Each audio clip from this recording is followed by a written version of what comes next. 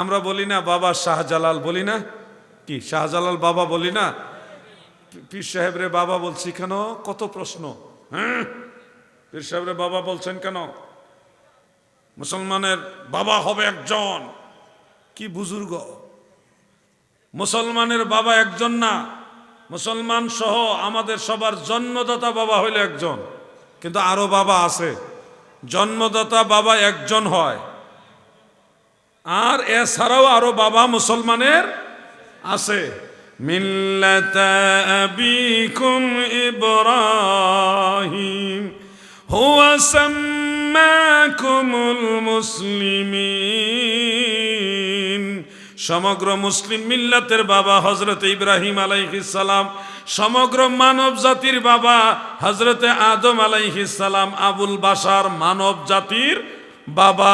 তাহলে বাবা আরো আছে, বাবা আরো আছে। হযরত শাহজালালের বাবা কইলে ফতোয়া দেন।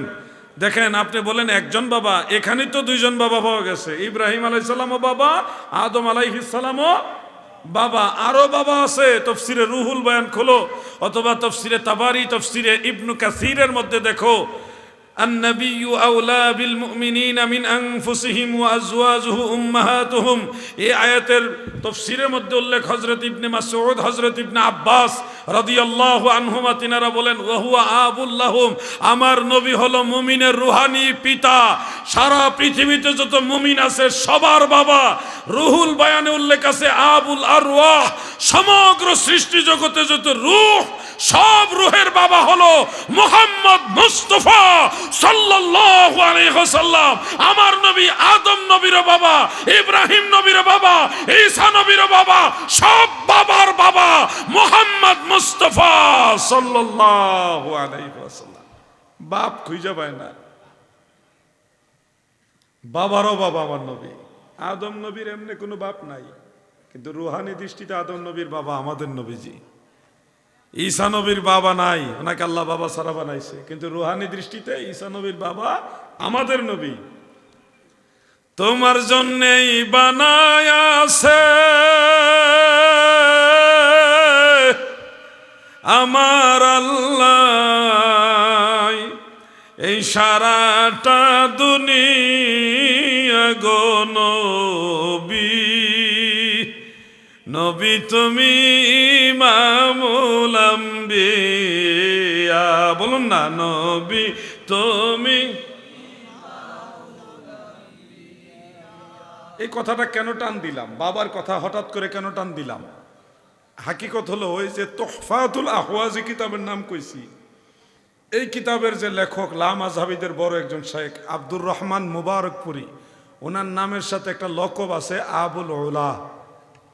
আবুল উলা সর্বোচ্চ বাবা, সবচেয়ে বড় বাবা, এই অর্থটা এই শব্দ থেকে আসে। তো আমরা বাবা শাহজালাল বললে প্রশ্ন তুলে নেই, বাবা ডাকছেন কেন? তো আপনার শেখ আব্দুর রহমান মুবারকপুরীর নামের সাথে আবুল উলা, ছোটখাটো বাবা না, অনেক বড় বাবা। তাবলীগ জামাত যারা করেন গো,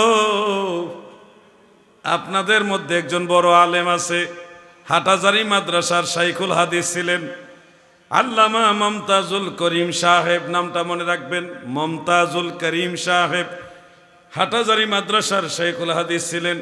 উনি মানুষকে বড় ভালো ব্যবহার করতেন, মানুষকে মেহমানদারি করতেন, খুব বেশি মায়া করতেন। এজন্য মানুষ ওনাকে বড় মায়া করে ডাকতেন বাবা হুজুর। মুরব্বী মানুষ তো, ওনাকে বাবা হুজুরকে ডাকতেন। উনিও যারে পাইতেন তারই মানুষকে খাওয়াইতেন।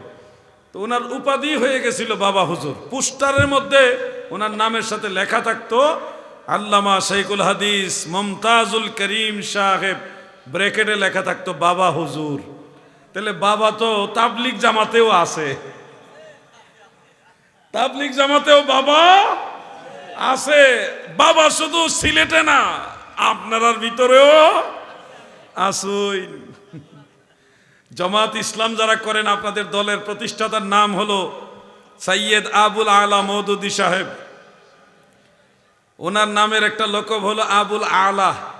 এটা কয়েকভাবে অর্থ করা যায়, গ্রামাটিক্যাল ব্যাখ্যা দিয়ে ভিন্ন দিকে ঘোরানো যায়, কিন্তু যতই ঘুরান সম্ভাবনার মধ্যে এটা আছে। আবুন মানে আব্বা, বাবা। আলা যদি আমি লফজান মানা করি তাহলে হবে সর্বোচ্চ বড়, বড় লফজান মানা করলে তাহলে আবুল আলা মানে সর্বোচ্চ বাবা, সবচেয়ে বড় বাবা। তো বাবা তো জামাত ইসলামেও আছে। আপনি অর্থে এমনি ঘুরাইবেন, হেমনে ঘুরান, যেমনি ঘুরান এমনিও অর্থ হয়, হওয়ার সম্ভাবনা আছে। সব মাছেই সব পাখি মাছ খায়, বুঝছুন? ময়মনসিংহের মানুষ এইভাবে টান দেয় আর কি, বুঝছুন? খুব মায়া লাগে টানটা। এজন্য বলছি ছোটখাটো বিষয় নিয়ে ঝগড়া লিপ্ত হবেন না। এটা সম্মানের শব্দ। বাবা বলা, একজন মুরব্বীকে বাবা বলা, এটা সম্মানের শব্দ। বলবেন যে এটা দলিল কি? দলিল এটা শ্রদ্ধা, মহব্বত, তাজিম করতে দলিল খোঁজা লাগে না, তারপরও দলিল দেই। আপনারা জানেন নবীজির দুধমা না, নবীজির একজন মা ছিলেন, উনি মা আমেনার দাসী ছিলেন। নবীজির প্রস্রাব মুবারক পান করেছিলেন, পানির পিপাসায় নবীজির প্রস্রাব মুবারক পান করেছিলেন। ওনার নাম হলো উম্মে আইমান, উম্মে আইমান আবুল বারাকাত, উম্মে বারাকাত, উম্মে আইমান। এই মহিলা সাহাবিয়া তিনি নবীজির দাসী ছিলেন, মা আমেনারও দাসী ছিলেন। তারিখ ইবনে আসাকিরের মধ্যে উল্লেখ আছে নবীজি মায়া করে ওনাকে বলতেন আনতে উম্মি বাদা উম্মি, আমার মায়ের পরেও আপনি আমার একজন মা। সুবহানাল্লাহ বলেন। দেখেন নবীজির মা লাগেন না, কিন্তু মায়ের মতো সম্মানিতা বিধায় ওনাকে মা ডাকতেন। মায়ের মতো সম্মানিতা বিধায় ওনাকে কি ডাকতেন? মা ডাকতেন। অনুরূপভাবে হযরত আলী রাদিয়াল্লাহু আনহুর আম্মা জান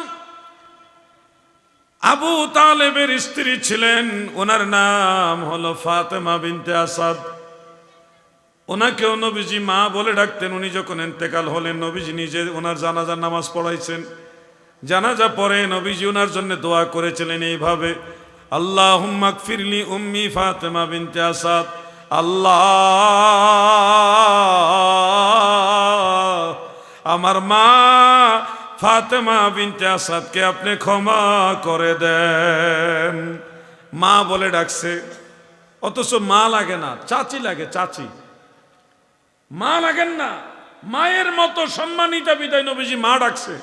এখান থেকে মাসআলা ইস্তেমবাত হয়, মায়ের মতো সম্মানিতা মহিলাকে চাইলে আপনি মা ডাকতে পারবেন, এটা নবীজির আদর্শের মধ্যে আছে। বাবার মতো সম্মানিত কোনো ব্যক্তি হলেও তাকে আপনি বাবার মতো সম্মানের নজরে দেখে তাকে বাজান বলে, বাবা বলে ডাকতে পারবেন।